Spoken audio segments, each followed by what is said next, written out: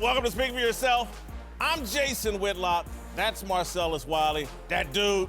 Coming up, we'll get into this week's matchup between Tom Brady and Aaron Rodgers. And if Derrick Rose is really back, like finally back after last night's 50-point game, but we start every day with a Whitlock. What you got today, big dog? In anticipation of tonight's Raiders-49ers clash, Raiders legend Howie Long sat down for an exclusive interview with Raiders head coach John Gruden.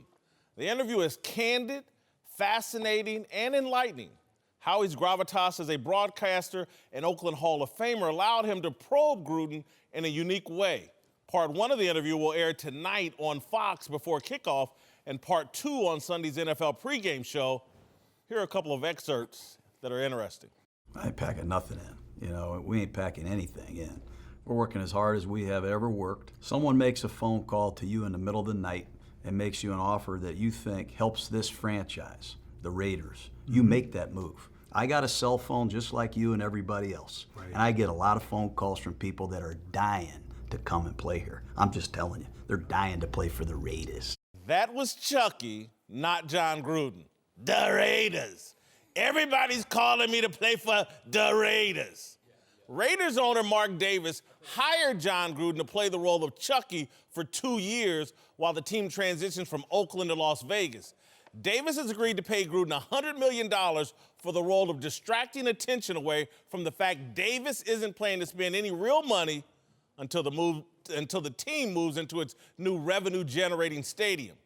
Marcellus thinks that's a horrible deal. But acting isn't a cheap profession. Keanu Reeves was paid $126 million for The Matrix Reloaded. Bruce Willis received $120 million for The Sixth Sense, and Tom Cruise got $100 million for The War of the Worlds. Lord. In order to earn his $100 million, Gruden is going to have to do far more than Reeves, Willis, and Cruise. Gruden has to play Chucky for this season and next, and then become John Gruden again for another 8 years. That's a lot of work, and it may be an impossible task.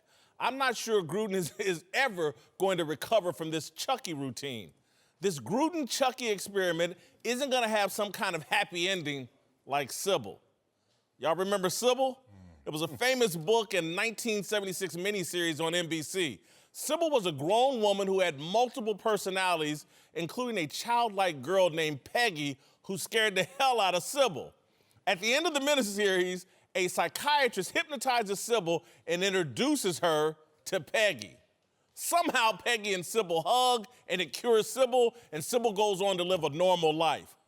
When the Raiders finally move to Las Vegas, I guarantee you Mark Davis plans on hypnotizing Gruden, taking him to a strip club or massage parlor, and introducing him to Chucky. But it's gonna be too late. This whole Chucky character is ruining Gruden's reputation inside locker rooms. Chucky works on TV, but it's a clown show with players. Sitting on TV at 1-6 and bragging about how everybody wants to play for the Raiders. That's Chris Berman and Frank Caliendo's stick, not the stick of a head football coach. Gruden has bought the Chucky hype. Players won't. All right, joining the desk now are Fox NFL analyst Greg Jennings, former NFL star Sean Merriman, and of course, Marcellus. We'll start with you. Yeah. Gruden right now is more shtick than head football coach. I just got to get this out the way. You're not going to be the only one up here having fun. The Raiders. Who didn't grow up wanting to get on this desk right here? The Raiders. Now, we all owe Chris Berman some money. I don't know what. Being real and answering this question, this dude, John Gruden, man, his entertainment value is coming at a cost, which is going to lose this locker room. The benefit of losing this locker room is that he's intentionally trying to get rid of this same locker room. So guess what? That collegiate experience of every 4 years, hey, man, this message doesn't get old because you guys are gone. Whether you go to the next level, you go somewhere else, whatever it may be, it won't become white noise. So John Gruden doing it this way, being Chucky on the freeway all the way to Las Vegas, will work. But let's talk about what John Gruden didn't expect. He didn't expect to come out the booth, that $10 million a year air-conditioned booth, and then get on a team and only coach them to one win. This was not as expected, but He's now in a place where he's going back to old reliable. And human nature for all of us, when we get caught up in a crunch and a bind, we all go to old reliable. And what is old reliable to him? This is the comedian who comes out with his second album. And the first album was, oh my God, did you see how funny he was? He was. And then he gets up there and his second tour around, he starts to tell them jokes. And them jokes ain't funny. And he starts to look in that eighth row and them people ain't laughing. And then people start leaving. And you know what he goes back to? Old material. And what is the old material for John Gruden? The Raiders and all that Chucky stuff. So I understand what he's doing, and I think it will have a day when it's going to be winning football, but just not yet. We're watching this thing crash and burn like right in front of us. One of the things that I always was said about Gruden a long time ago, if you ask any of them Tampa Bay guys that were down there, is that he's not real. He's not trustworthy. What he's doing right now in front of us is almost, like you said, it's almost comedy. Because we've already seen this before. We knew that this was going to happen. He didn't know that they were going to start off 1-6, but we knew and the players knew, because if you go back to them Tampa Bay teams, when they say, hey, you gotta watch this guy. He'll tell you one thing, do something else. And this is not just a few players. This is a lot of players will tell you the same thing. This was what's bad about it. They're already trading away all this future stuff, and they're trading away and getting guys in, and I'm not going to say they're tanking, but they are. These guys still have to show up every single day to practice, knowing that I might not be a part of this organization in the future. That word travel, just like we all talked in the locker room, that word travels to other guys. Hey, man, you gotta watch. So the new guys now, the rookies, and all the new players that he's having coming in that locker room are already put on notice. That's one thing he has to worry about. And I don't care if he's going to sell tickets or not. I don't care if he's going to make this transition. Players talk. We talk to each other. And if that word gets out to a younger rookie or a new guy walking in that locker room that, hey, man, you got to watch this guy because he'll tell you this, and he'll go right behind your back and go back to the owner and say this. That's where the problem's going to be. Absolutely right. That's the problem. Players talk. And when I listen to John Gruden, he sounds like a salesman in a dealership. Used car. A used car salesman that's telling you that this is all good. They don't say used. Old Civic. Even with a new car. And then you go months later after having that car and you go to the service department and you wonder why your wheels are worn down and all. Man, these cars are terrible with this and this. You never hear any of that out front. All these guys, Jordy Nelson, all these guys that he brought on expecting to do something special this year, they were lied to.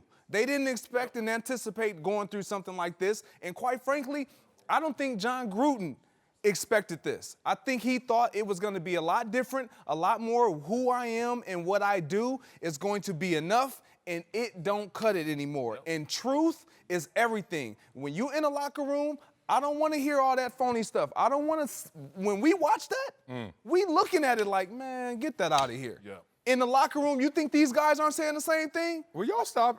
Both of y'all acting like if you guys were still active players, because y'all sounding real comfortable up here. I don't want to hear that. I ain't playing for that. If this same guy and this stick is in Vegas, are you not signing up for that? I know I am. If I'm a free agent, if I'm out there balling, you know why? Who doesn't want to be the toast of the town in Las Vegas? That's the only thing. That's the only difference. That's the big difference. Whoa.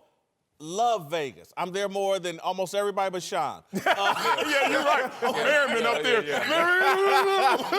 I got everybody beat up there. But Vegas does not cover up losing. Never. We don't know that answer because Vegas has never had a football team. Two, if they may just be happy and embracing football, king of all sports in their town, and Mr. Green Bay and Mr. Buffalo like me signing them. People gonna take this the wrong way. We used to Big Five or Dick's Sporting Goods. Hey, come down on Tuesday. We got Greg Jennings for $10,000, and you out there signing them autographs. You go to Vegas, and them whales are flying in on them private jets, and I'm in that back room casino signing something. It's a whole different animal, and Gruden knows that. He doesn't have to sell a thing. He has to sell in Oakland. Once he gets to Vegas, he just has to be. You gotta win regardless. You have. to make people, man, you know how Entertainment. hard this game is? No one wins in Vegas. No one is winning in Vegas, and they still are fine. But see, that's the thing, though. People, when they're talking about tanking, right? Like, you think the guy's you think they're tanking for future. It's hard to tank in football because it's too much of a physical demanding sport. Oh, yeah. In basketball and some other sports, you maybe can tank because it's not as hard on your body. If you decide to tank on football, if you coming into practice and you don't feel like being there and you don't feel like playing the game, you risk injury. Because that guy across from you, he don't care whether y'all 1-6 or 6-1. He don't care what you are. So if you go with that attitude that you're okay with tanking and you're not going to put 100% into this game, you risk injury. So it's different than anything else. You can't tank in this sport. For me, I agree with some of what you're saying. Now we're talking. No. I agree with some of what you're saying. That back row with the sign there, guys. I think that will entice a lot of young guys to come over there and say, you know what, I'll put up with this, because they think they have so much more career left. But when you talk about selling guys in that locker room already know what he's done. So they're going to come too. And they're going to talk to all these other guys that are trying to come. And then it's going to be problematic because now you're talking about, am I willing to come over here because of contract? Because your contract, we clearly see it means nothing. Yeah. We can rip that up and throw that out the window Players and you talk, out. but money talks. Yeah, but hold on. And let's be real about that. Marcellus, The opportunity is going to But be money can get taken away Marcellus, from you. let me ask you, how many times have you pulled over a young player, right, a young guy that came in the league, and you seen a coach teaching him a certain way or saying a certain thing to him, and you pulled him over to the side and say, hey, I heard what he just said. Watch out for this, though. Yeah, always. I've said that before. Always. Because either you've heard something about a coach or how they operate or how they do things behind the scenes, and you're just trying to take care of that young guy. So if you bring a guy in there that's a 6, 7, 8-year vet that's already got word or got some kind of background on John intel, Gruden and yeah. how he operates, you're going to take that rookie and say, hey, man, I know he just said it to watch out. I would say be careful of saying you can't take it in the NFL because you can, but it's a different motivation. You can put players in the worst position possible. You can construct a roster that is not to succeed, and then that's tanking. To us, we're going to go out there and run through the wall regardless of where you put us. You can put the wrong system Wrong in. system, low. Hey, I'm going to hit my tight end every play to the point where we throw interceptions and not my wide receiver and then trade him because he's not getting production. But Marcellus, my point is, you know what it's like to wake up on a Monday or Tuesday after playing an NFL game, and it takes you 2 or 3 days to recover. And it does, if you land in Las Vegas or Green Bay, Wisconsin, the only thing that justifies that is the hope. Are we building towards a championship or some sort of success that justifies this? And if the word is out like, man, John Gruden can't really help us win, it's more shtick. It's about this money and it's about this character and role he's playing, and you can't trust him. Man, these guys got enough money. They can go visit Vegas enough that they don't need to be lived there. And again, and particularly any player that's married, his wife, his significant other, is like, they're not really feeling Vegas. That's a whole different sales job at home. And there's a lot of successful married players in the league. They're not all single running wild like Sean Meredith. Say it, brother. Hey. Whitlock and Wiley, time for some big stories. Greg Jennings and Sean Merriman are back. Let's start in New England, where we'll see a battle of two of the best quarterbacks ever this Sunday, with Tom Brady and the Patriots playing host to Aaron Rodgers and the Packers. Brady has been singing Rodgers' praises all week, and Rodgers responded in kind, acknowledging that Brady's 5 titles probably make him the GOAT. Yesterday, Bill Belichick was asked which QB was tougher to face. I've never played against Tom Brady, so I'm glad he's our quarterback. He's a great quarterback. And he's won a lot of games for us, and hopefully he'll win a lot more. And we've won a lot of games because of him. But I've never played against Tom Brady, so it's a different context. I would say playing against Aaron Rodgers is very, very difficult. He's as good as anybody that I've faced. And we've faced a lot of good ones through the years, and that's not to take anything away from anybody else. I'm just saying the guy's a great player. Listen, let's have a discussion about Brady and Rodgers, because I think clearly Rodgers is right. The 5 titles make this question somewhat mute. So the question would be, is Bill Belichick responsible for the difference between Tom Brady and Aaron Rodgers? I say no. I say he plays a role, but I don't say he's the primary reason. I think Rodgers has more talent, and I think sometimes talent can be a curse. I think the fact that Brady's an underdog story, a 6th-round pick, not as talented, had to work harder, had to be more focused, has a different spirit and energy and leadership style around him, I think that also separates Brady from Aaron Rodgers. I say no as well. One, very unfair to all parties involved, especially Belichick and Brady, because it's impossible to separate the two. Remember who they both were. As you said, a 6th-rounder who couldn't even run the 40 at the combines. Y'all saw those videos, man. Didn't look like that guy was going to translate to anything, and he became Tom Brady, the GOAT. And Belichick, before Tom Brady is his starting quarterback, 5 of his first 6 seasons, losing season. As a head coach, he was a losing head coach, and Tom Brady was a 6th-round draft choice. And they became great at the same time. So you can't separate one from the other in that respect. I look at this and say simply, Aaron Rodgers has more tangibles, more measurable talent. And that's the way that we traditionally look at any prospect. How big are you? How fast are you? How strong are you? How far can you throw it? And then Tom Brady has all that stuff.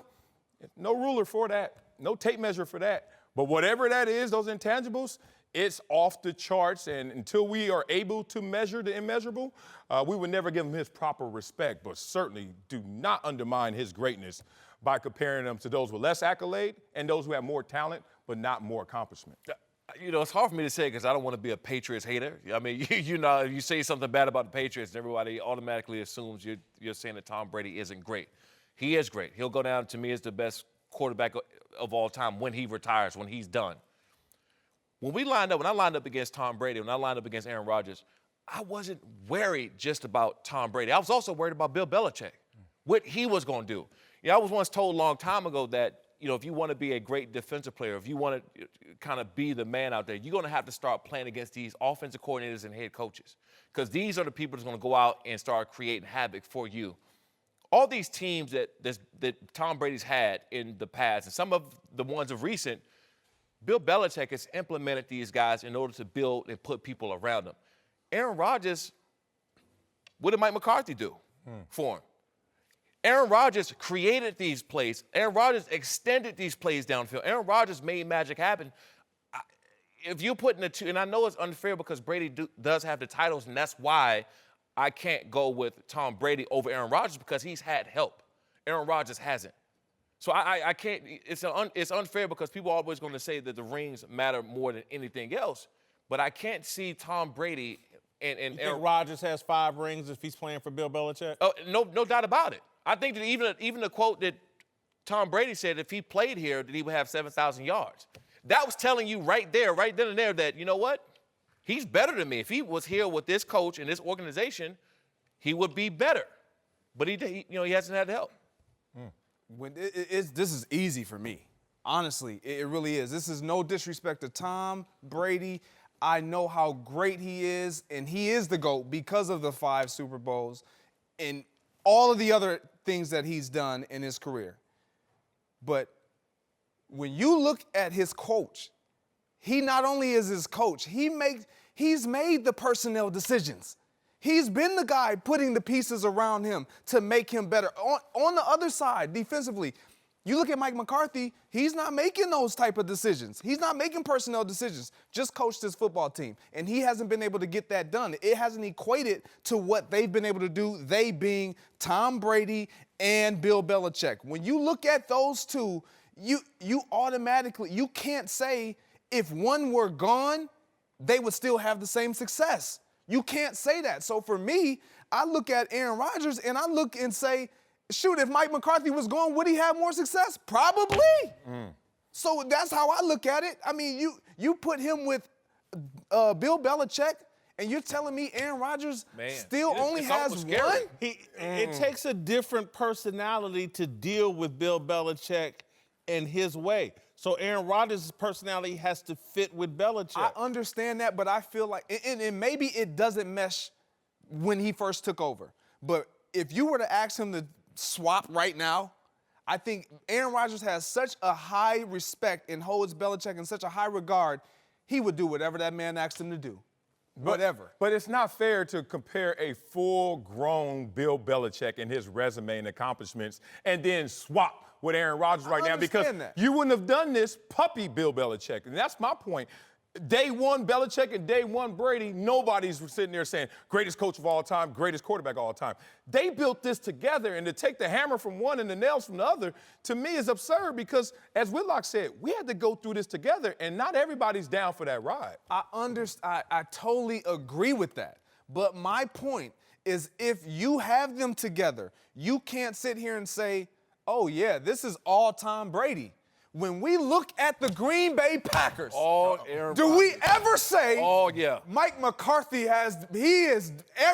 we don't even consider that. Are you kidding me? Our poor death. Tell you how you really feel about Mike McCarthy. No, I love Mike. I do. You sure? Did he retire you? I do. Did Mike McCarthy retire you? Not at all. Yes, he It did. had nothing to do with Mike. It had nothing to do with you. But when it comes to coaching, I will never say Mike McCarthy is Bill Belichick. Never. No. Oh, way to go on a limb there. Oh, yeah. Wait, drop the mic. That's my point. Yeah, but we get that part. So you're saying if Belichick was able to have Aaron Rodgers, and I like the way Belichick did it.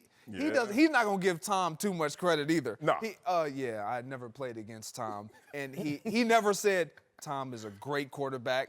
Tom is the best quarterback playing in the game. But he mentioned that Aaron Rodgers is one of the best quarterbacks playing in the game. All right, to a big story tonight, where Terrell Owens will receive his Hall of Fame ring at halftime of the Raiders-49ers game in Santa Clara. T.O.'s been venting his frustrations at the Hall ever since he didn't make it on the first ballot, and this summer he became the first player ever to boycott his own induction ceremony, opting to hold his own ceremony in Tennessee instead. I have no faith that T.O. is going to behave properly or in a classy fashion tonight. He's going to do something tonight to show up the Hall of Fame and to put his little touch on this moment. I just don't have any faith. It sounds like I'm just ripping T.O., but it does. But I just don't. You got faith. He's going to do something tonight. He ain't going to just take his ring. Well, look, I'm offended by the phrasing of the question that Whitlock obviously phrased. Behave. I mean, look. No, I didn't say behave. You just said behave. I heard that word. He won't behave. Any chance he'll handle tonight's ceremony with class? Depends on what you call class. Because guess what? I should have been in the first ballot Hall of Fame class. Come on, guess preach, what? as you say. When you invite me, you invite my behavior. And guess what that is? I'm going to let y'all know. I don't know anybody else, someone help me, that has ever retired from the game top 3 by the numbers at their position and was not a first ballot. He made the Fantasy Football Hall of Fame. Yeah, I can't talk to you right now. So look what happens. So guess what? I get it. This is as simple as it, and the Hall of Fame committee can do themselves a good deed by admitting this. T.O. sunned y'all when he was playing. Reporters, media, everybody out there. T.O. was like, y'all at my feet and my mercy. And then when y'all finally had the power, you sunned them back. Okay, now T.O. is like, okay, invite me back. I'm going to let everybody know why I'm disgruntled. And it won't be disruptive. It'll be honest. Because I think T.O. is standing on the proper premise. Y'all playing shade. Y'all out here being petty with someone's status and accolade. I earned that. Don't take that away from me. And then don't add to my sunning by putting Randy Moss in there, who T.O. has some numbers better than and some not, but is right there in terms of historical record. And you put him in first ballot in T.O.'s turn. T.O. beat Moss in drops, you're right. Yeah, I'm just, for me and knowing T.O. and him calling him a friend, I hope he doesn't do anything, not just embarrass himself, but also his family and the people that's around, right? I think that we all forget because he didn't go and stuff like that. And I've been to LaDainian Thompson's Hall of Fame. Yep. I went to Ray Lewis just recently. Hopefully I go to Phillip Rivers and Antonio Gates. Those are my last 2 Hall of Fames. And one thing that's special about being there is they roll out the red carpet for your whole family. Your friends, everybody. I mean, they eat free, drink free, do this free, roll, stay here. They take care of everybody, right? The last thing you want to do is do something that is going to put your family in a situation there to get ridiculed by other. Mind you, other people, fans are there. Yep. Dawkins, Philly rode deep to this. I mean, you would have thought this whole thing was about Philly. Every Philly fan was at the last Hall of Fame. They were there. You got to remember, if you do something that's going to embarrass your family and embarrass the people you came with and put them in a bad position to even answer questions or something happening to them, or verbally, or whatever might be the outcome, I don't believe that's going to be fair to them. You already made your point made. We get it. We understand you just what you said. We all get it. You probably should have been a first ballot Hall of Famer. Probably. Not probably. Well, he should have. Certainly. Right? He should have. Probably. Thank you. But Certainly. the fact is, he already made his point. We get it. We understand. Do your thing, man. You there? People. T.O. he's a big figure. He's going to be a big figure for a long time, no matter what he does at this Hall of Fame. Just don't put everybody else in a situation to look bad. I think he'll handle it just fine.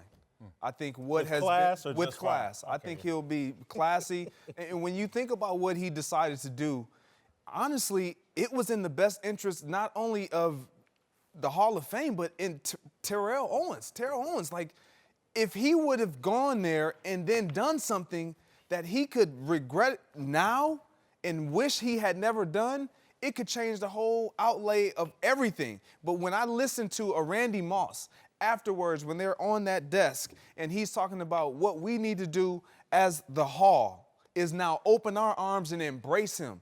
And he has a friendship with T.O. Like, he understands how important this is to him and what it meant.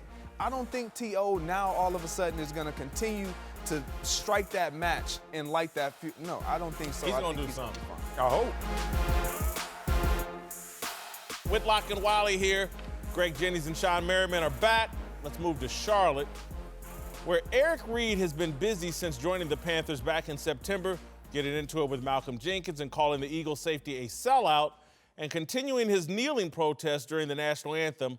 While Ron Rivera has been supportive of Reid, the safety said his coach doesn't have a choice and talked about how much progress his efforts have made.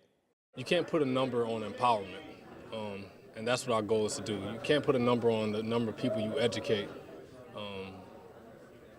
and raising awareness is hard to quantify, but we've seen it when we are in the community. When Colin and I go places, when people see him, it's unbelievable. Eric, when you're kneeling and you're hearing the anthem, how would you characterize the emotion that you're feeling in that moment? A lot of times it's anger. Knowing the context in which that song was written during the battle, knowing the verses that were omitted from that song. That song was created talking about killing slaves. Just the history of my people, it all runs through my head. The videos that I've seen on social media the past 3 or 4 years, it lights a fire in me. This is my problem with Eric Reid. We just heard clips and I've read the stories, and not one time did we hear anything about police brutality. And if you remember, allegedly, that's what this was all about. But since he's come back, it's been about picking a fight with Malcolm Jenkins. Now it's let me talk tough, and Ron Rivera, it don't matter what you say, you have no choice. I never hear him talk about police brutality. And allegedly, that's what this is all about. And what I've said from the get-go, it's about building a brand and drawing attention to Eric Reid. That's what he's been about since he's rejoined the NFL. He's played some decent football, but he's also done a lot to, hey, look at me. When me and Kaepernick and over social media, this video and that video, never once do you hear him talking about police brutality. He's calling Malcolm. How does calling Malcolm Jenkins a sellout, how does that raise awareness, advance the cause? How does trying to bicker with your head coach and try to put him in some position like, I'm the tough guy, he has no choice? It's all a scam and a fraud. It's never been about what they say it's about. It's about he and Kaepernick's brand. When I hear you speak, I feel a lot of those sentiments. I feel a lot of the elements you just laid out. And then I hear this voice from childhood, my grandmother taking us to church, and the pastor always saying, separate the message from the messenger, right? And in this case, in this moment, I'm trying to separate the character from the cause, because I am down for the cause. But I am not down for what Eric Reid is starting to present in form of character. And one is, what really disturbed me was calling Malcolm Jenkins a sellout.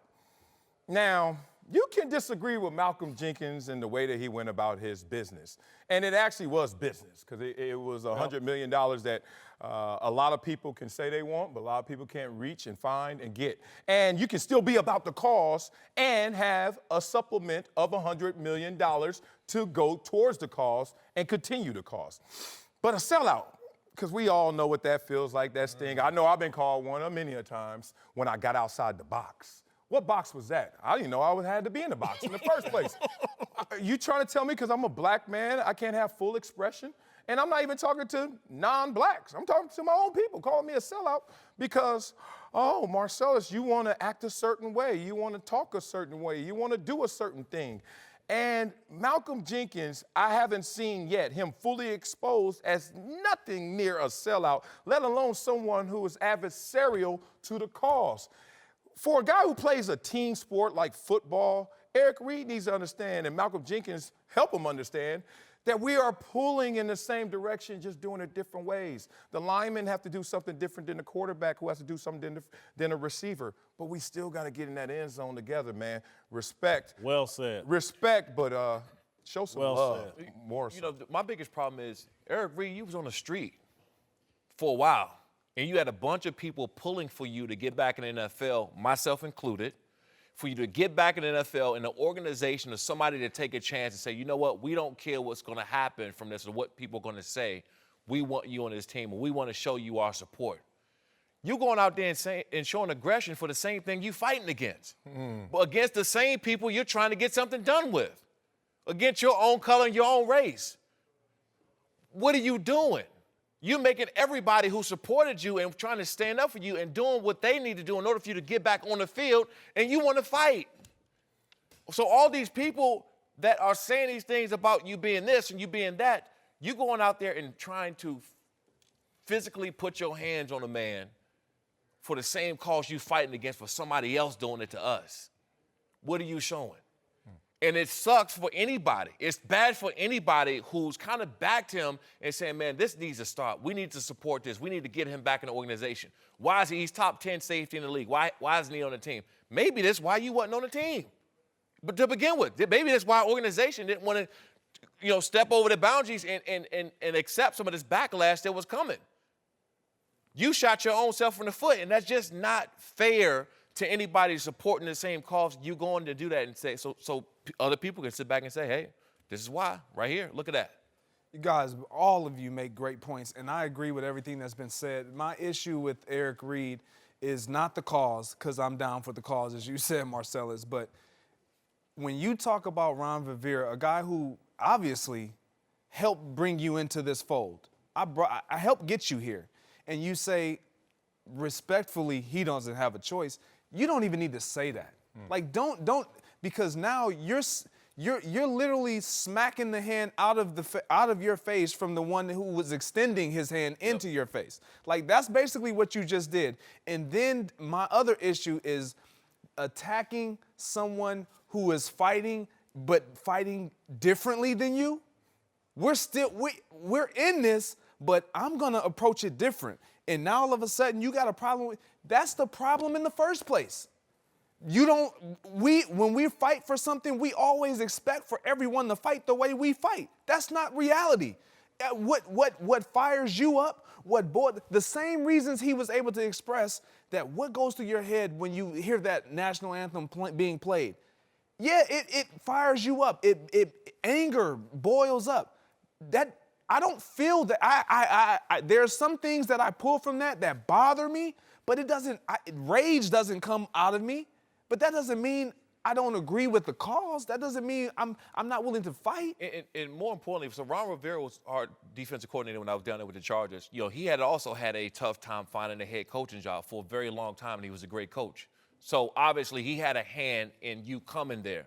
That is another direct slap in the face for doing something like this for a coach who was kind of, not the severity of it, but still the same kind of reason for not having a head coaching job, somebody who stood up for you, and you go and do that. It's just not fair to other people you put in a bad situation. And Ron Rivera, a man of color. I mean, how Exactly. few of us are in that position in the first place, and that's who you want to respectfully diss? Oh, that's messed up. I just feel like he has a platform. He says he cares about police brutality and injustice. Talk about that. Yeah. And use your platform and spotlight to talk about that. I saw Malcolm Jenkins do it in his locker room. Those are the issues he's focusing on. But great job, guys. I'm Jason Whitlock. He's Marcellus Wiley. It's time to put on our thinking caps and pretend like Marcellus is smarter than the rest of us just because he went to an Ivy League school. Sean Merriman is back. I'm a journalist. We know that Marcellus went to Columbia. Put on our thinking caps. Darnell, bring out Marcellus's thinking cap. We're going to dive into some of the deeper issues of the day. I need tea and crumpets next time. I know we're starting with a little humor, but we're about to dive into a more serious subject. Yes, we are. Get your minds ready for that. All right, let's move to Sean Merriman's alma mater, the University of Maryland, where school president Wallace Lowe reversed course last night and fired head football coach DJ Durkin. The university's Board of Regents had initially decided to reinstate Durkin after an investigation of the program's culture following the death of offensive lineman Jordan McNair. That decision was met with fierce resistance, with some of Durkin's own players walking out on him during a meeting and the student body planning campus-wide protests. Even Governor Larry Hogan weighed in, saying, quote, "I am deeply troubled by the lack of transparency from the Board of Regents and deeply concerned about how they could have possibly arrived at the decisions announced yesterday. I share the concerns of many Marylanders and believe they very strongly that more must be done to restore public trust." Maryland has made quite a mess here, but I'm not, and some people will say this is embarrassing what's happened. I'm not that person. I will not say that. I don't really care how you arrive at the right decision. If you arrive at the right decision, I'm going to give you credit. Maryland made a mistake, I think, with the initial reinstatement. They course corrected very quickly. I don't believe this is embarrassing for Maryland. Agreed. It's not embarrassing. The end justifies the means. So how you got there, okay, that's secondary to your arrival at this place. And where they are right now highlights to me that they still don't know how to assess what a toxic culture looks like. I tell you why. Because culture is intangible. It's nothing you can really grab. You can see results from a culture, but you can't be in a culture and say, this is this type of culture. You can start to make some estimations, summations, but what you have to do is anticipate. What you have to do is see what these elements are that exist and know that your conditions before. You said they were toxic. You said you had a strength coach that obviously pushed the wrong buttons and pushed too hard, pushed too far. And then you had people who didn't respond appropriately in that moment of tragedy. And then you said, after investigation, that you know what that culture looked like, you know what you want your culture to look like, and then made a step in that direction. And then you didn't anticipate what was coming back your direction, which is going to be the same elements that you need to assess if you know what a culture is supposed to look like. You have not cured your ills. You have now just addressed symptoms of backlash and criticism. But there will be a day going forward when you think you have the proper culture, but you just showed that you don't have foresight. You just showed you don't know what consequence really looks like. So if I'm a player on that campus, if I'm anyone surrounding that environment, I'm starting to say, do you know which way is up? Because it shouldn't take 24 hours for you to go and flip your decision when you should have anticipated this backlash in the first place and made the decision based on that. You know, Whit, it may not be embarrassing for you, but it's embarrassing for me, coming from PG County, Maryland. I grew up 20 minutes from the school. I committed to the University of Maryland as a junior. Grew up there, born and raised. I know the area quite well. It's a sticky situation because a young man had lost his life. So you kind of don't want to speak too much on the coach. You don't want to speak too much of the culture. I mean, first, you have to acknowledge that Jordan McNair lost his life. From the outside looking in and then really finding out what happened in the situation, immediately, anybody who had a hand in it, trainers, anybody who physically seen his kid's condition running up to a 106 degree fever or the degree, whatever he had. He had, temperature he had. Those people should immediately be gone right away. You saw it. You could have prevented it. This whole situation could have been preventable. Boom, that's done. You don't talk about it anymore. Then you run your investigation on the coach and the staff, the culture, and you see all these things going on. You made your decision. Before everything happened, you make your decision and you stick with it. Do not let the public or anyone else play a factor in what you have going on. If you don't know that bringing Coach DJ Durkin back in the building, that's going to be a problem, I don't know what to tell you. We've seen it earlier this year with Urban Meyer. They made a decision. They brought him back. He's still getting backlash right now, but they already made a decision that this is our coach and we're moving forward with it.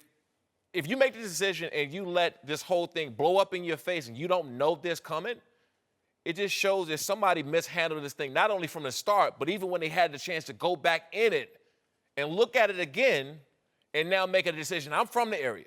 I've watched them bring coaches in and out in the last few years. Randy Edsall and the coach, they're bringing guys in and out, inside and out. You don't have any of the former players who went there when we won games. That's from that Maryland, D.C., Virginia area. Guys who know the area, been there, know the culture. You don't have them as involved anymore because you're making decisions with coaches and personnel going forward without having anybody involved. Look at all the great schools Ohio State, Florida State, Florida. These guys all come back and be a part of their university and their schools because they're involved in what happens. Do you agree with this decision to let DJ Durkin go, or are you disappointed by it? I think that Durkin was a good coach going for the future for Maryland. I think he was a great recruiter. I think that he had a good energy about him originally coming there and being able to turn the program around. He wasn't good enough. He wasn't Urban Meyer status that something like this could happen and them still move forward with him. If Urban Meyer was there and they had a chance to win a championship, this might be a total different conversation. We know the NFL, college, whoever, deal with more things with players, anybody else, off the field, troubles, whatever it is, if you can produce. If you can't produce, you're going to be out of there. So this thing not only was mismanaged and mishandled from the start, they went back in it and mishandled it again. Yeah. That's what the problem come in at. That's my issue. Not the wins and losses, because there's a loss that you can never recover from, a loss of life. So it's not parallel, analogous to me with Urban Meyer per se. But I will go there to that mismanagement point. Oh, not only did they mismanage it in terms of response from the outside, but they mismanaged it internally. Think about it. The criticism, that avalanche that came in the 24 hours when they reinstated DJ Durkin was something you should have anticipated. But as we know, don't let your neighbors run your house. Like, if you say this is the way it's going to be, that's it. Everybody who comes in here is going to have to respect this, or, okay, have your opinion on the outside. Okay. One, and here's the second point, then you give it to me, Whitlock. The Board of Regents is a 17-member board that is governed and appointed by the governor. The same governor in 24 hours who obviously was not on the same page with his Board of Regents, correct? Yes. So look at that internal mismanagement. You have a board that is hired by one individual who turns on that same board's decision within 24 hours. Being very close to the Ball State program, I see that all the time. A board of trustees appointed by the governor, not on the same page as the people on campus. That's commonplace. But however, Marcel, as a parent, and again, I just analogize the parent, I don't have a problem with Maryland making a mistake and then correcting. You never make a mistake with your child and then have to course correct very quickly. And again, that's something you're highly invested in. You and your wife give a lot of thought to, but you can still make mistakes.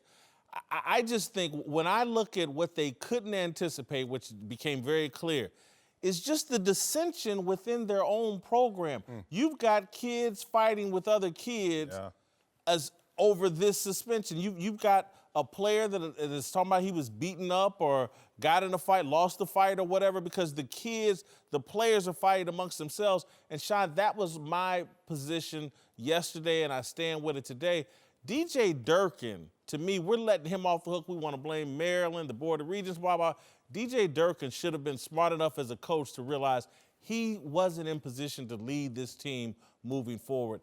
he should have worked out a resignation, in my opinion. I think so too, and even going forward in his career, if he get another coaching job somewhere else, if you go and handle this particular situation correctly, maybe it might not have that big of a punch down the road, but you didn't. If you don't think that after a kid losing his life, that you can walk back in that building and you had a hand, or you could have prevented this, or you could have went down to that strength conditioning coach after there were 5 or 6 or 7 different complaints, or went to one of your assistant coaches after there was complaints, and you can walk back in that building after your brother, one of your teammates, or best friend, whatever, had passed away, and you think you're going to walk back in that building and it's going to be okay, you have to make a decision right then and there what you're going to do. And he did not handle it well. Thank you, Sean. All right, welcome back to the show, Whitlock and Wiley. We're joined now by 5-time NBA All-Star Tim Hardaway. Tim, welcome to the show. Thank you. All right, let's start in Minnesota, where Jimmy Butler may have taken the night off, but Derrick Rose didn't, dropping a career-high 50 points in a win over the Jazz. Wet. Rose has fallen pretty far since his MVP year back in 2011, and he was emotional after his big night. You and your career-high 50 points. What does it mean to you, Derrick? Everything, man. I worked my ass off, bro.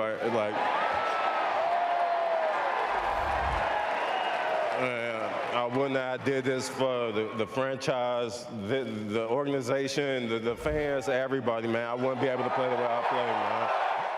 Wow, that was amazing last night. I don't know how I feel, though. I don't know. This is the 4th guy in 2 weeks of the NBA season that scored 50 points. The rules have changed. It's an easier offensive game for everybody, but particularly perimeter players. I'm not sure if Derrick Rose is all the way back, but he's certainly better than I ever expected him to be again. Yeah, I'm going to respect him for climbing that hill once again. And you talk about injuries and adversity. It's one thing to just climb the hill in the first place and become an MVP of a league. Basketball, especially with, every corner has a basketball court. Every kid is walking around with all this gear on thinking they're going to be the next great. You became that. Stories of this guy in high school where NBA players used to drive and fly to play pickup games with him while he was in high school. I heard those stories. Amazing. He climbs that mountain, gets knocked back down, and he's trying to climb it again. And to accomplish that, a career high at this stage of his career, nothing but respect. I'm not going to give it to the rules, because the people who have 50 points this year, their names are Klay Thompson, Steph Curry, Blake Griffin. So they're not letting everybody get 50 points. And obviously he had one of those memorable nights. I'm not giving it to the rules either. It's real personal for me to see Derrick Rose. I'm from Chicago, south side of Chicago. He went to Simeon, one of my rival schools, when I played at Carver High School. So I know what type of hill he's been climbing up ever since he's been hurt and trying to get back to 100% and play at a high level like he used to. And just to see him go out there and just play for fun and enjoy himself and do it in a way that he know he can do it, and he shows that he's 100%, that's great. And when I talk to him a lot during off season, when I see him, and I make sure that his head is all right, because he was at a stage like he didn't know whether he wanted to come back and play or whether he was going to retire. So, he was at that stage where, we was worried about him. We was definitely worried about him. So to see him go out there and score 50. So I'm not giving in to the rules, but see him score 50, that's a remarkable triumph for him. Jeff Teague didn't play last night. I'm wondering, Tim, do you believe, can Derrick Rose be an 82-game starter or a regular starter in this league on a playoff-worthy team? I think he can. I think they missed Jimmy Butler last night, Teague, and Tyler's. I think his confidence level is up now. He knows his body is stronger. He knows that he can go out there and help a team out. Yes, I think he could do it for 82 games at starting point guard. And that body heals before that mind. To go 6th gear is the toughest part. To trust yourself again, to do all the things he did in theatrics. That's why I give him so much props, man. That's all right, hard. let's move to the Warriors. who moved to 8-1 with a win over the Pelicans last night, thanks to another big game out of Steph Curry. The two-time MVP has at times taken a back seat since Kevin Durant arrived in Oakland, but with questions swirling this year about Durant's impending free agency, Curry has clearly been the top dog in Golden State and might actually be having his best season yet with career highs in points, shooting, three-pointers, and defensive rebounds. Tim, I told Marcellus this, I think, earlier in the week. The better Steph Curry plays, to me, the more likely it is Kevin Durant moves on. If Steph reemerges as the clear top dog, throwing this out to both of you, can Kevin Durant really stay there? I think he can stay there, but, Steph Curry has always been a top dog. Everybody just think that because KD is there, KD won 2 championships with them and MVP in the championship, that Steph Curry is not the top dog. Steph Curry is still the Why top do you say dog that? because he still runs the team. The team at times without Steph Curry is lost without him being on the floor. Even though they look for Kevin Durant to do a little bit more, Steph Curry, they still miss his leadership out there. They still miss his threat out there, and they still miss his charisma out there on the court too. As you saw, if they still need a basket, they still go to KD because he can deliver an easier shot more At than 7 foot, yeah. Yes, more than Steph Curry can. So I still think that Curry is the top dog, and the way free agency is today, who knows and how Kevin Durant's thinking is, but you got to understand, he wants to be the highest paid player, and he wants to be the top, like the highest paid player on his team. And, it can go either way with the Warriors or he goes somewhere else, but he wants to definitely be the highest paid player on his team. Yeah, I mean, talk like that, Whitlock. Like, the better Steph is, the more Durant wants to dip and go away.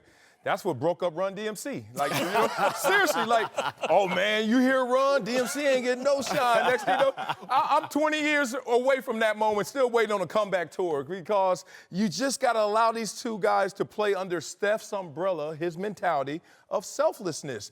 That's why it's his team. It's not so much just the production. We always look at this team and realize we don't see stars just get along like that. And they have this Voltron effect where everyone plugs in at the proper place. And you could talk about each one of them, and they all have their individual lane, and there's nothing to interrupt them going out there and getting their buckets. I got to respect that he's going to stay regardless of what Steph Curry does. Or he's going to leave because he wants to get paid. Yeah, why not stay and have a dynasty there for, 4, 5, 6 more years? Because at this particular stage, if they healthy, can't nobody beat I'm going to tell you why. Tim, because they made a movie called The King of New York. They've never made a movie called The King of San Francisco, The King of Oakland. And the New York Knicks are sitting out there, and if Kevin Durant ever wants to be in the same conversation with LeBron James, he needs his own team and a big platform like New York. Why wouldn't that be appealing to him? I don't think so. His name is up there right now as 1-2, LeBron James or Kevin Durant. No, it's not 1-2. Well, as 2. Yeah, 1 and 2. Okay. Not 1-2. I can agree with that. Yeah. But you got to also understand, if he goes to New York, it still will be the same way. LeBron will be number 1. Kevin Durant will be number 2. It doesn't make a difference. But he would have a megaphone and a platform and could bring a star franchise since, 1973, a championship? True. You do that with that megaphone in New York, and we the Mecca, we the best basketball place in the world, and you win there? Durant, that's how you start to trump a Lakers team that's still trying to figure it out. You don't think that will be the leapfrog to number 1? I still think until LeBron retire or he, something else happens, I still think LeBron is number 1. All right, we got to end on this note. You said Run DMC, and when you made that analogy, I think of EPMD. Eric and Paris breaking up broke my heart. And when they got back together, it was never the same. It was never the same, see? You know it's my favorite segment because I got my Twitter off right here. Look at him. Happy over there. Marcel, What you mean? I didn't do anything bad. Not last night. All right, Darnell Smith, our social media manager's here to walk us through these Twitter and Instagram streets. I'm gonna try my best. What's popping out there, Darnell? Oh, man, we're going to start with the Browns interim head coach, Greg Williams. Williams is best known for his role in Bounty Gate, but before that, he was the head coach of the Bills in the early 2000s. He told reporters that he's actually been offered 4 head coaching gigs since then without even needing an interview. Twitter is skeptical that a guy who went 17-31 during George W. Bush's first term has been offered jobs like this, leading NFL Network's Daniel Jeremiah to tweet, little known fact, Greg Williams doesn't trick or treat. Everyone just drops candy off at his house. Y'all okay with social media trolling Williams? I love it, and it's necessary. This is so childish, man. This is like what we did in high school. Man, you know I kissed old girl. Everybody lying, exaggerating, and all that other stuff. Yeah. What is he talking about? 4 jobs offered to him. And if that's true, the NFL does need to be blown up. For real, right. Like all these retreads and dudes like that. Look, this is funny how you come back like that, appropriate, Halloween, all that love. Let me hijack this one real quick. That whole Bounty Gate thing, boy, the NFL and others, I don't think really wanted to know how many teams and individuals were really guilty of that. That was so league-wide, and in my world, we were all guilty of the same thing. I just didn't understand that one. So the damn the guy forever for that one, it looks bad, but it was commonplace. That's all I want to say. Yeah, I dislike this more than the thing he got convicted of. Thank you. All right, Darnell, what's next? Yeah, I was scrolling on my Instagram last night and ran across Marcellus's video that he posted with this caption right here saying, watch LeBron take a quick glance to the left in the beginning. My boy K-Dub Live told me a while back that King James misses every single free throw when he does that. So, Whitlock, should the Lakers hire a guy Marcellus to help LeBron's free throws? You know what? When you first said this, I thought you were crazy. And then last night you were proven correct. Yeah, I think they do. LeBron does need to consult with you. Yeah, man, I got to give my boy K-Dub love, man. He brought this up 2-3 years ago. He's like, man, watch him at the free throw line. And he was like, every time he does this little glance off, it's iffy at best, and he did it, and I'm sitting there laying in my bed, I'm chilling, I'm fat and full with my Halloween candy on my belly. I said, I gotta film this for people, because it comes true. Look, there are other times he's at the free throw line, he just looks around, and then everyone started to respond like, yo, he has horrible free throw form, something that's out of my conversation. But all that said, watch LeBron at the free throw line, man. Maybe that's the reason why. Not hitting the clutch ones. Wonder if he's looking over at Maverick Carter, they trying to yell at him something. Stay focused, LeBron. All right, what's next? I got a new script. New script.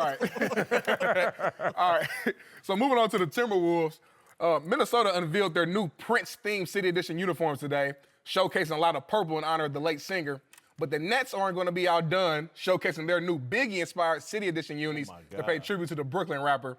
Biggie versus Tupac has always been a debate online, but now this is taken to a whole nother level.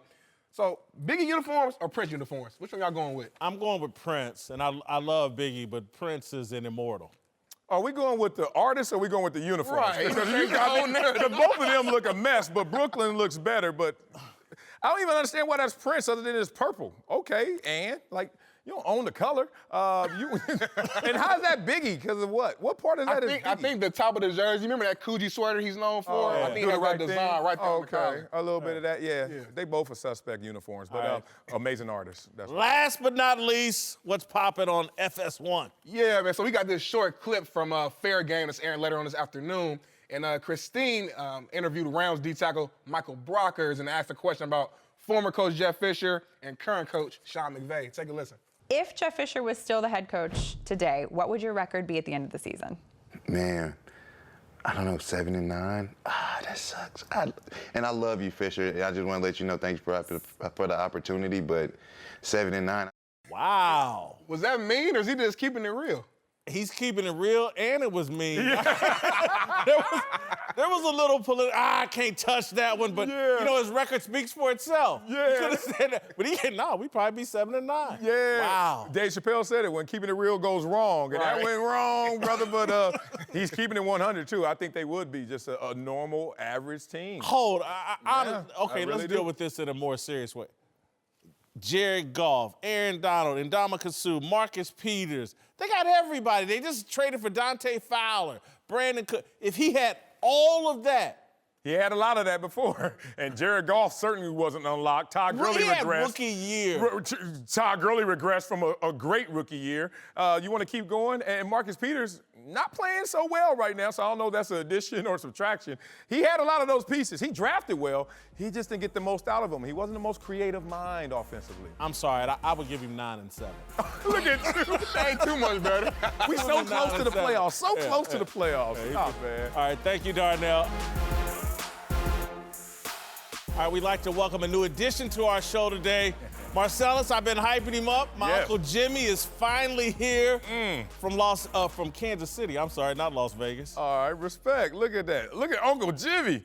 Woo, he clean over there, and he got it tucked out. He got it tucked out. He got it tucked out. God damn, it's about time, man. What's going on with you, man? I mean, come on, man. You got me sitting up here? It is about time. We've been promising it. What is this uniform you're wearing? What is this about? I mean, I got jobs. I got money. You act like you the only one out here. You the only one under contract. You know what I'm saying? I'm trying to get contracted, all right? What job do you have that require? Yeah, man, I'm doing an intramural tetherball game down at UCLA. And, you know. That Foot Locker interview, you got that still. Still got that going. Hey, you know some people? I know somebody that could take care of that. What you got on? Man, holla at your boy, man. I know you got bills to pay, so we'll try to keep it tight. And barbecue to order. All right, what did you think, Uncle Jimmy, of our conversation earlier in the show about John Gruden? Man, first of all, man, I want to say that what I took from it, you keep calling him John Gruden. We call him Johnny G. You understand what I'm saying? We call him Johnny G. See, you look at, can you stand up? No. Oh, no, that's not him. Okay. I'm talking about Johnny G. Johnny G looked at you straight in your face. Listen to me, Marcellus. He said, I'm here. He said, I ain't packing. I do got $100 million, though, but I ain't packing. I ain't going nowhere. And my phone's still blowing up. So, I mean, who winning right now? Yeah, but the whole my phone blowing up like she calling me, but you just never see us go out. The man told you I ain't packing. He ain't packing it in. Yeah. But he will. He at some point, if he don't get it together, he will be packing. Yeah. See, everybody gets fired at some that's point. it right there. That's what he talking about. Fake news. Fake news. That's you saying that, man. Get out of here with that. All right, hold on. Let's get to our approval ratings. First time we've done them on Gruden's, I think, since September. I have him all the way dropping to a 58. Previously, I had him at a total of 66. He is now a role player, borderline scout player. Job performance, I had him previously at a 21. Now it's down to 15. All-time greatness. I think I moved him up a little bit because I started thinking about that $100 million contract. Yeah, about to nobody say, forgetting that ain't scout team. Character, I'm keeping him at the same, but the authenticity, the Raiders. Yeah. No. Let Frank Caliendo do that. Yeah. That's inauthentic coming from Gruden, so I got him at a 9 for a total of 58. Yeah, let characters do your character. Yes. Like, don't be the one out there doubling down on that. So I hear you, man. He's dropped for me tremendously as well. Coming off of that first game appearance against the Rams, I thought he had something there. Since then, look at the job performance, 9 from a 19. Used to respect you, brother. All-time greatness, the same, because he's still the same coach in terms of historical record. Character, the same. Same old dude who has his issues where players always chirp about him, talk bad. But authenticity, I thought you left that behind you, like in the booth and the whole scowl and the whole Chucky. Don't keep doing that. Like, go to something else instead of that. So, total of 50, man. Used to be 72. This is amazing. I think this is maybe the first or second time you've actually had a lower score than me. Yeah. Am I starting to rub off on you? That's the problem. Yep. I need to take a leave of absence. Uncle Jimmy, any work at Foot Locker? Because I need to get up out of here. Man, y'all joking. Clock time's rolling. Come on, man. We almost done. But anyway, where do you come down on John Gruden? Thumbs up, thumbs down? Look at that picture right there. You know what that picture say? I got $100 million. Cash rules. Thumbs up. Thumbs up. Thumbs up. Have you been watching them play and coach? Wait a minute. Hold on. $100 million. Yeah, with an eye. 100. Would you take the job for $100 million with? Be honest. Yes. I would take the job and I would play the role of Chucky, but I wouldn't play it as well. But you know, with the Chucky doll, man, you notice the Chucky doll do kind of look like the Raiders all scarred up and whatnot.